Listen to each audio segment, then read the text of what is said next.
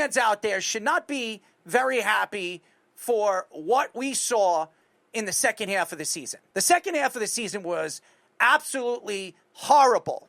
And Met fans are going to sit there. They're going to make every single excuse.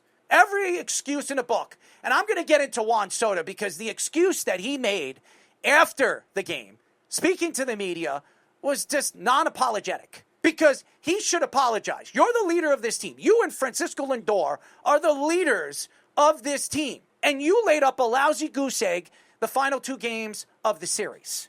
It was a must-win weekend. The Yankees needed to win all 3 games to try to win the division. They did, but so did the Blue Jays. The Yankees did what they needed to do to fight for the division. The Mets had no chance of winning the division, but had a chance to go into the playoffs with McLean and Tong and some of the young players that they have on this roster. And they just didn't show up. When they needed it, they didn't show up. Pete Alonso opted out right after the game, as expected.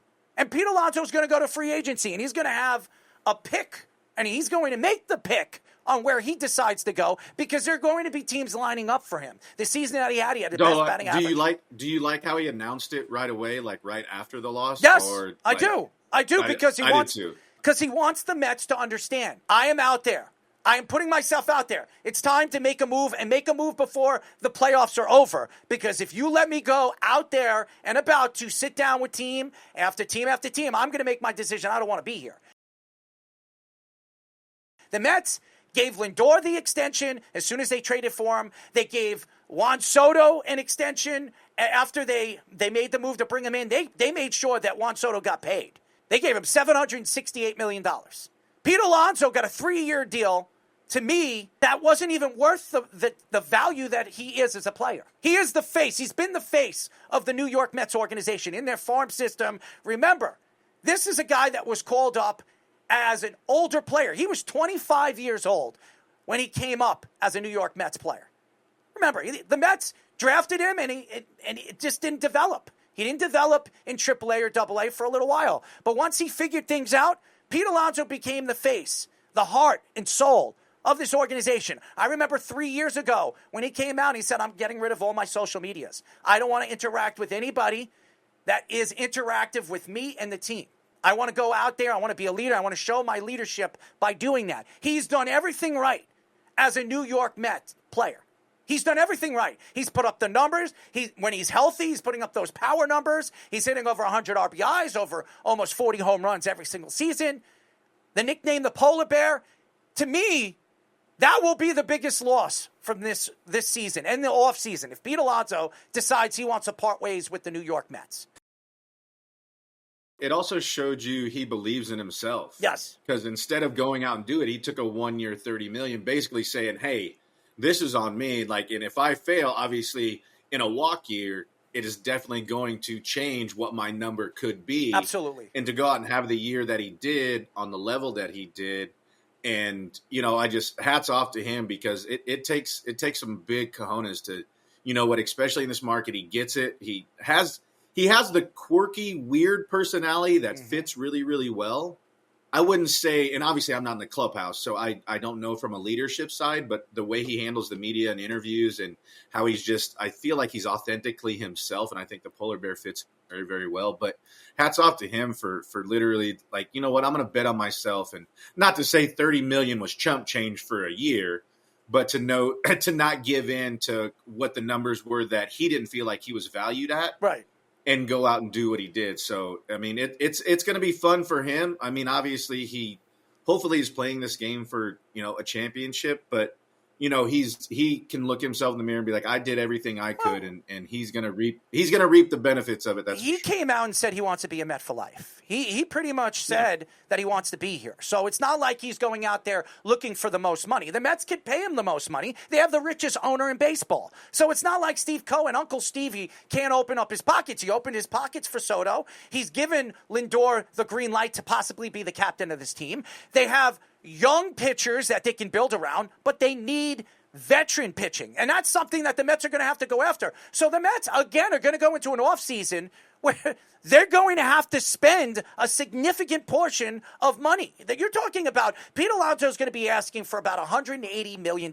That's what he's going to be asking for, between 160 and 180. And then you look at the pitching that are going to be available. There are going to be good pitchers that are going to be available this year. Maybe not as good as Max Fried was last year, but there are good pitchers that are going to be available. So the Mets are going to have to spend the money. But here's the problem. And I know everybody's going to go through the what-ifs after this weekend. What if the Mets won those 2 games? Do the Mets make a run? Do they win a World Series? Does this team have enough to win a World Series? Last year, this is practically the same team, just with Juan Soto and some of the youth pitchers that they have. But that was just a miraculous season they had, especially in the playoff run that they had. I don't know if they're going to be able to mimic a season like that. I said that to Met fans. When they went into the NLCS, I said, this might never happen again with this roster.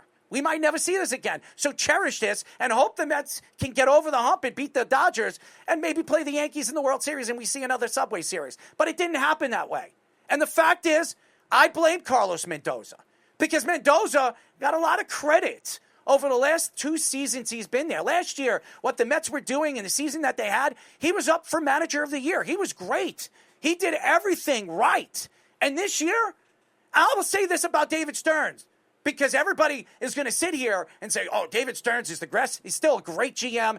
Look what he's done. Look what he's put together. Well, what has he put together? A complete debacle. That is what he put together. This team fell apart. This roster that he built in the offseason over the last 2 seasons have not done what they were supposed to do. You added Juan Soto. You're absolutely a playoff team. You spent $768 million and you fall short with Juan Soto in the lineup, the career year Juan Soto had, and then Juan Soto going out there and blaming the pitching. That's what he said yesterday after the game. Well, our pitching was sensational in the beginning of the season. Our ERA was one of the best in the league, and then all of a sudden, injuries and this and that. How about take responsibility, Juan? You're the captain or one of the leaders of this team. You're not captain. You're going to be a co-captain of this team. You, Lindor, you guys are going to be the faces of this organization for the next 5 to 6 years. Because Lindor signed a long contract as well. So you look at the picture here. These 2 guys went out there. Lindor took responsibility. I listened to his media press. I listened to what he said. He said, listen, I got to play better. It's on me to play better. I'm a leader. I'm supposed to be out there. I'm supposed to hit. I'm supposed to put myself out there and make sure that I can put the ball in play. I couldn't do that. Juan Soto didn't say that. Juan Soto said, well, we have a chance next year to be good. We're going to work hard over the offseason. How about this? Going into the season, remember when you signed with the Mets? Remember what you said at that press conference when the media asked you, what was why did you decide to go to the Mets and not stay with the Yankees? Does anybody remember what he said? Speedy, do you remember what he said? He said that the Mets were the best team in New York. He said that he has a better chance of winning with the New York Mets than he does with the New York Yankees. Now let's fast forward it from the whole season, 162 games. Was Juan Soto right, everybody? What he said before the season started. He was never right. I didn't think only the Mets, for like a month. The Mets are an organization. Right. They're a trendy organization. And everybody's going to ask, well, what do you mean? You trend on the internet, social media. Here's what the Mets do. When the Mets are winning, fans are all over social media. They're blasting it. Look, we have a chance to win a World Series. Look at what Soto's doing. The unbelievable season. We've got some youth. We've got this pitching. Look up McLean. This guy's going to be a Cy Young winner for the next 3 or 4 years. Tong, look at these guys. Lubricate the balls with this. And what happened? What happened? You can't depend on youth and youngsters to sneak into the playoffs. And by the way, Clay Holmes, did exactly what he did with the Yankees with the Mets. He started the season off strong as a starting pitcher, and he was a relief pitcher for the Yankees, and he completely died off. Then they moved him to the bullpen. He was even worse in the bullpen. And Edwin Diaz came out, and he said he's opting out, which tells me Edwin Diaz might be looking for a new job in the offseason, playing for a new team, because I don't see the Mets extending him. Because they added the pitchers that they added during the trade deadline. They gave up prospects. I don't see the Mets doing it. Maybe they look at maybe 2 or 3 guys instead of one in Edwin Diaz. Pay 2 or 3 guys instead of one. Because Edwin Diaz is going to be asking between $20 and $22 million a year to get to be one of the best relief pitchers in baseball. And I don't see the Mets giving him that kind of money. And the Mets right now, say whatever you want, guys. You're going into an offseason where there's a lot of questions. A lot of questions of this team. They had the best, one of the top 10 farm systems in baseball in the beginning of the season. All those guys are called up now. Now you're going to look at going into the offseason, when we look at the franchises and where their franchises are when it comes to talent in their farm system, I bet you the Mets are in the 20s. Late 20s, mid-20s. They're nowhere close to what they were when the beginning of the season happened. And what does that tell me? You're putting a lot of pressure on these youngsters. And the Met fans are not going to sit here and make up all these crying antics. Well, if we don't bring Pete Alonso back, we can't win. Oh, really? Oh, really? Because Met fans, including Josh Silverberg, and you know, Josh, if you're listening to the show, you can argue with me all you want. You're the one that told me that the Mets were not going to make the playoffs. I give you credit for that. You came out and you told me 2 months ago this team is going to fall short, and they're going to fall short really, really hard. And what did I tell you, Josh? If the Mets fall short, it's going to be that final weekend in those last 3 games when the Mets, all they have to do is win 1 game, and they're going to choke. Why? Because Juan Soto is one of those guys that chokes when pressure is on him. Yes, everybody's going to say, wait a second, Juan Soto won a World Series. He won an MVP in the World Series. Yeah, that was when he was 19 years old. What has Juan Soto done so far since that national championship? What has he done? He's done nothing. He's played for 3 other franchises since then. I'm not saying Juan Soto isn't great. He's a sensational player. But is he a winning player? Is he going to bring a championship home to the New York Mets?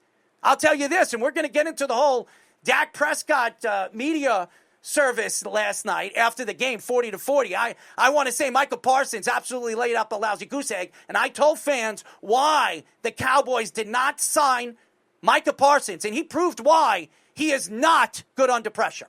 I'll get into that a little bit later.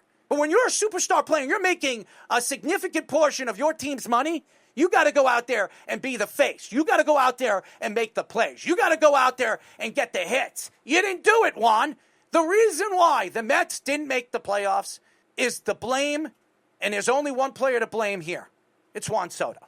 It's Juan Soto. I'm blaming Juan Soto because Juan Soto came out there and said $768 million.